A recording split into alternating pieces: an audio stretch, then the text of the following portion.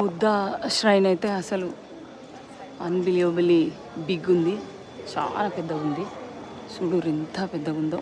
అబ్బా చుట్టూరా చిన్న చిన్న బుద్ధుళ్ళు ఉన్నారు చూసిరా. పెద్ద బుద్ధుడి చుట్టూరా చిన్న చిన్న విగ్రహాలు, అంత బాగుంది. ఇక్కడ ఏంటంటే క్యాండిల్ పెట్టాలంటే 1.50 అవ్వనమాట వాళ్ళ జపనీస్ డబ్బులు. ఇదంతా వుడ్. పక్కన ఆ బుద్ధుడు, పెద్ద బుద్ధుడు.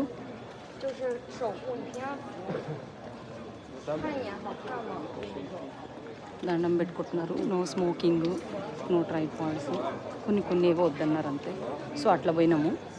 అట్నుంచి పోయి ఇట్లా రౌండ్ వేసి వచ్చినాం అంతే చుట్టూ తిరిగి. లోపల ఇంకో 2 ఏవో దేవుళ్ళు అనుకుంటా, వాళ్ళ దేవుళ్ళ అయిందో మనకు తెలియదు. ఇటైతే వెళ్ళొద్దు ఇంతే. మనకి పబ్లిక్ ఇంతే. అప్పుడు బుద్ధుడిని చూడాలి అంటే అక్కడి నుంచి బాగా కనబడుతుంది. యాక్చువల్గా వచ్చింది అక్కడి నుంచి. సో మళ్ళీ బయటికి వెళ్ళి ఇంకోసారి చూద్దాం. లేకపోతే ఇవన్నీ సోవెనియర్స్ ఏంటివి ఇవి చూద్దాం. అసలు ఏంటివి సోవెనియర్స్ కాదు, ఇవో వాళ్ళ దేవుళ్ళకి సంబంధించినవి ఉన్నట్టున్నాయి. 600 అంట, ఏంటివి తెలియదు ఇవన్నీ. చలో దర్వాజాలు చూడురి పెద్దగా ఉన్నాయి. మళ్ళీ ఇక్కడ కూడా అక్కడ అది ఇందాక చూపించింది డ్రింకింగ్ వాటర్ అండ్ చేతులు కూడా కడుక్కోవచ్చు. ఇగో ఇట్లాంటి ఇండ్లేమో అగరబత్తి వెలిగిస్తారు. ఇది మెయిన్ యాక్చువల్ బుద్ధుడిది. ఇక్కడ చూడండి ఎంత బాగుందో. దీని తర్వాత డియర్ పార్క్.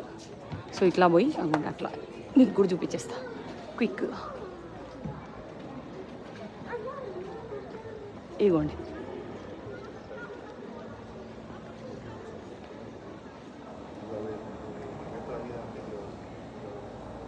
అది అటేంది, అది ఏదో మెట్లలాగా ఉంది చూసిర్రా, ఏదో మెట్లలాగా ఉంది. పైకి ఎక్కడానిక దేనికో ఇది మరి. అవి ఫిగరిన్స్. నేనైతే మీకోసం ఇంకో రౌండ్ వేస్తున్నాను, మళ్ళీ ప్రదక్షిణం చేస్తున్నాను నేను బుద్ధుడి చుట్టూ. 3 చేస్తే మంచిది కదా. సో ఇవాళ 3 గంటల ప్రయాణం ఉంది బస్సులోనే. బయట అయితే మస్తు ఎండ కొడతానే ఉంది, బాగా దంచుతుంది. సో ఇక్కడి నుంచి చూపించేసినాం కాబట్టి టెంపుల్ నుంచి ఎగ్జిట్ అయిపోయి అటు పోతే ఇక డియర్ పార్క్ పోదాం.